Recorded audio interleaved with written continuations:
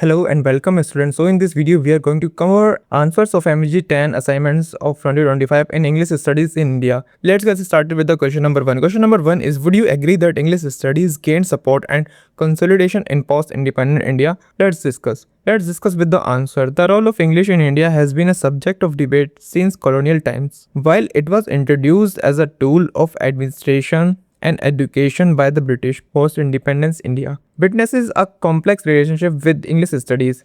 Despite initial resistance, English gained strong support and consolidation due to its role in higher education, global communication, and intellectual discourse. English studies in post-independent India. Number 1. Initial resistance and nationalist sentiment. After independence, there was a strong push to promote indigenous language, particularly Hindi, as the national language. Many nationalist leaders viewed English as a colonial imposition that needed to be replaced. However, the linguistic diversity of India made it difficult to establish a single Indian language as the medium of education and administration. Number 2. The role of universities and institutions.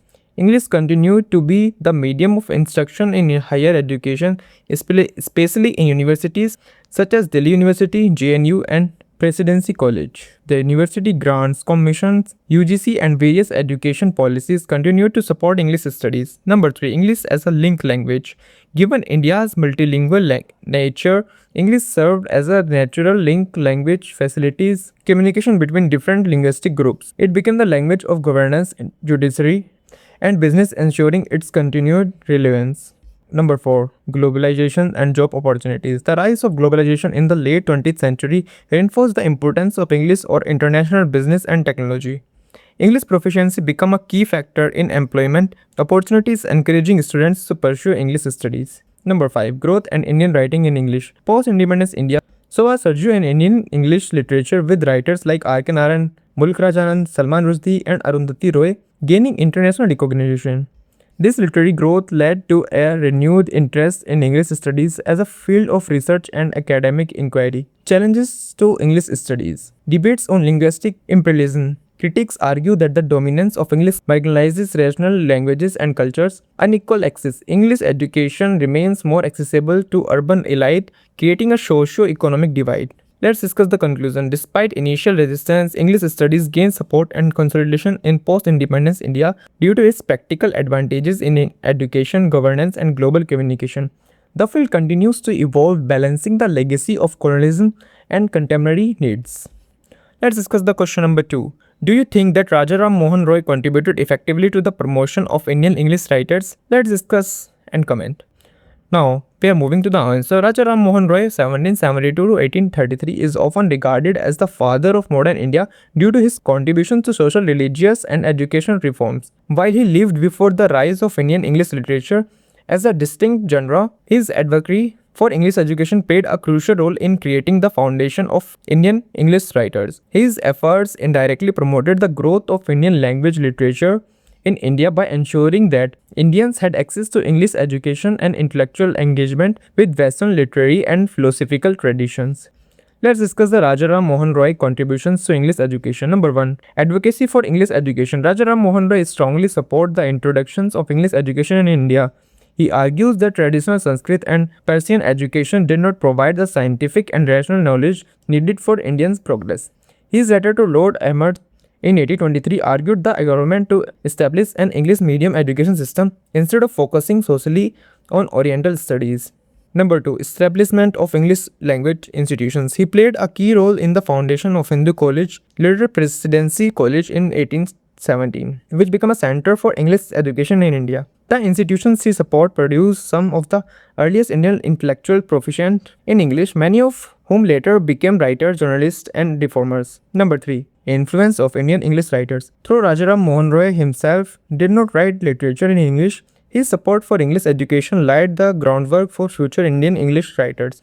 Writers like Bankim Chandra Chattopadhyay, Toru Dutt, and Rabindranath Tagore benefited from the English literary tradition that he helped introduce to India. His translations of Sanskrit texts into English also contributed to cross-cultural literary exchanges. Let's discuss Rajaram Mohan Roy's own writings and their impact. He wrote extensively in Persian, Bengali, and English on subjects like social reforms, women's rights, and religious tolerance. His English essays and petitions helped introduce modern intellectual discourse in India. His works inspired early Indian reformist writers who later contributed to Indian English literature.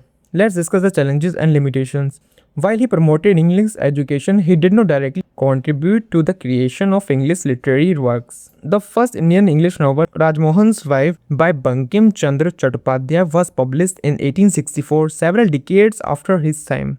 Let's discuss the conclusion. Raja Ram Mohan Roy played a foundational role in promoting English education, which later enabled the rise of Indian English writers. Though he did not contribute directly to the Indian English literature, his efforts created a condition for future generations. He engages with English literary tradition and produced significant works. His impact on education and intellectual discourse indirectly supported the growth of Indian writing in English. Let's discuss with the question number 3. Bring out the link between language teaching and the study of literary texts. Let's discuss with the introduction. Language and literature are deeply interconnected. While language serves as the medium of expression, literature provides rich and authentic context for its use. The study of literary texts plays a crucial role in language teaching, enhancing linguistic proficiency, cultural awareness, and critical thinking skills. In turn, a strong command of language enables a deeper understanding and appreciation of literary works. The relationship between language teaching and literary study. Number 1. Literature as a tool for language learning. Literature texts expose learning to diverse vocabulary, grammatical structure, and idiomatic expressions. They provide examples of authentic and sophisticated language use. For example, reading novels or plays like Shakespeare's Hamlet or R.K. Narayan's Malgudi Days enhances vocabulary and comprehension skills. Number 2. Improving reading, writing, speaking, and listening skills. Reading. Engaging the literary text improves comprehension and analytical thinking. Writing. Exposure to different writing styles helps students develop their own writing skills. Speaking and listening. Dramatizations and discussions on literary works improve fluency and pronunciations. For example, reading poetry helps with rhythm and intonation in spoken language. Number 3. Enhancing cultural understanding and critical thinking. Literature reflects cultural values, beliefs, and historical contexts. Students develop cross-cultural awareness and deeper understanding of different societies. For example, reading Things Fall Apart by Achebe introduces learners to African colonial history and linguistic diversity. Number 4. Encouraging expressive and creative use of language. Literary texts inspire students to use language imaginatively and creatively. Activities like storytelling, role-playing, and creative writings help develop expressive skills. For example, writing a poem or short story based on a literary themes enhances language fluency and artistic expression. Number 5. Literature as a bridge between theory and practice. Language rules and grammar structure become more meaningful when seen in real literary contexts. Literature provides practical examples of how language evolves and adopts over time. For example, studies Shakespeare's works help understand the historical development in English. Challenges in using literary texts for language teaching. Complex language. Some classic texts may be difficult for learners due to archaic for advanced vocabulary, contextual differences. Cultural and historical contexts may not always be familiar to students. Balancing literature and language learning. Teachers need to ensure that literary students complements rather than overshadows language skills and development.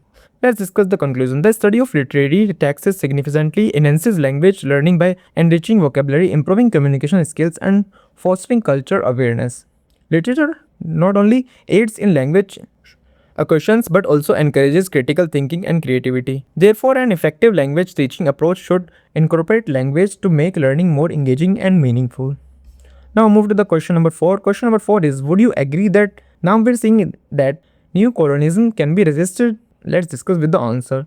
Tambar Singh, a prominent Indian literary critic and thinker, argued that neo-colonialism, a modern form of colonial control through economic, political, and cultural dominance, can be resisted. Unlike traditional colonialism, which relied on direct political control, neo-colonialism operates subtly through global capitalism, media, and education.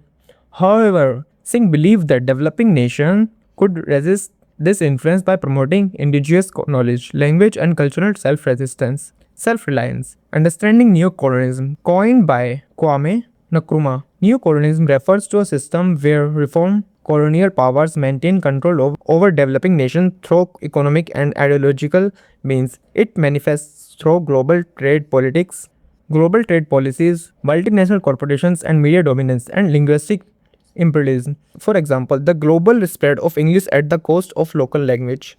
Many post-colonial critics argue that developing nations remains economically and culturally dependent on the West. Now we're seeing perspectives on resisting neo-colonialism.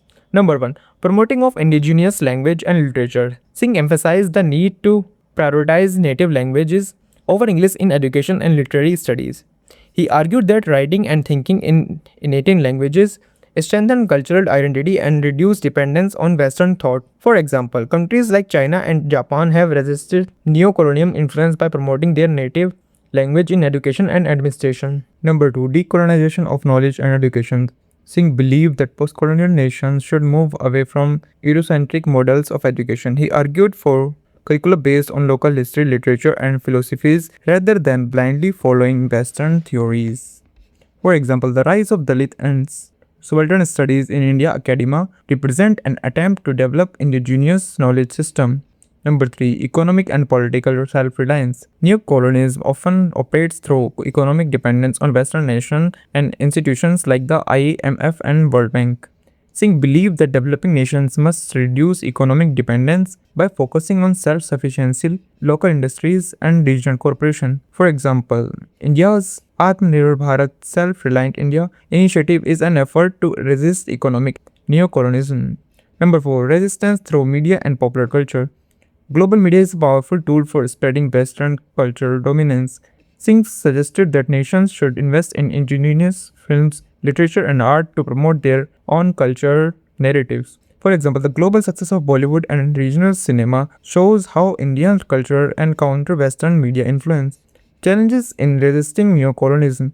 Globalization versus cultural identity. Economic globalization make it difficult for nations to completely detach from Western influence. Language and accessibility. English remains the dominant language in businesses, science, and technology, making it hard to reject completely. Influence of social media and digital economy.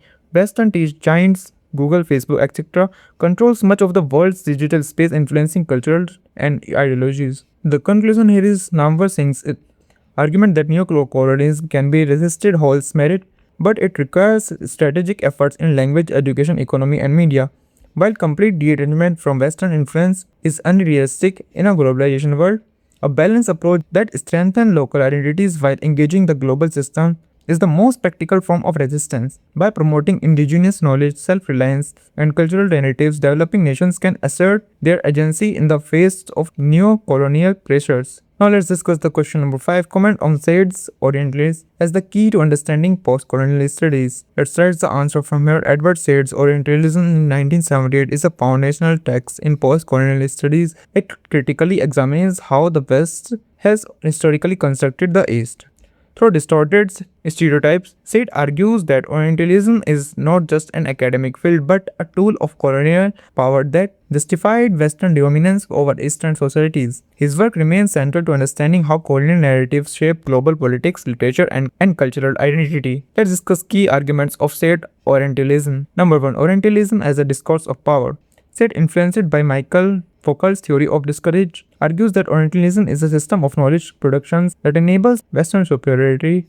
The West has historically represented the East and backward, exotic, and uncivilized, legitimized colonial rule. For example, British colonial literature often despited India as a land of mysticism and chaos needing British governance. Number 2. Stereotypes and the Orient. Western scholars and writers have portrayed the East in binary opposition to the West. West, rational, progressive, civilized. East, irrational, static, primitive. These stereotypes appear in the literature, art, and media, reinforcing Western dominance. For example, the portrayal of Arabs in Hollywood as either terrorists or exotic figures. Number 3. The role of literature and colonial narratives. European writers like Kipling and E.M. Foster contributed to the Orientalist perspective by depicting colonized people as inferior. Even academic studies on Eastern culture were shaped by Western biases rather than authentic indigenous perspective.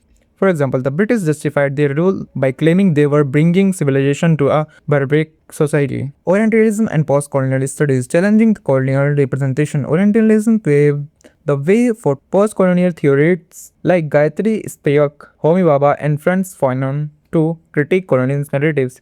It encourages post-colonial writers by Salman Rushdie Chinua Achebe to rewrite history from the perspective of the colonists. Number 2. Impact on post-colonial literature. Many post-colonial novels reverse Orientalist tropes by giving voice to marginalized characters. For example, Chinua Achebe Things Fall Apart challenges Western portrayals of Africa as primitive. Amitav Ghosh, The Glass Places questions colonial narratives in South Asia. Number 3. Relevance in modern contexts.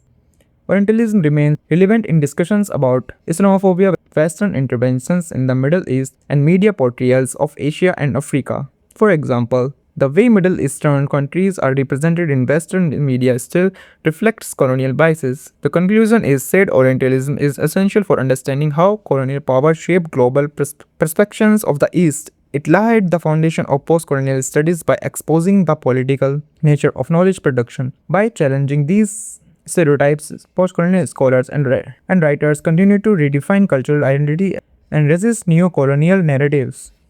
So that's it from the assignments answers of the 2025 of MEG 10. Bye.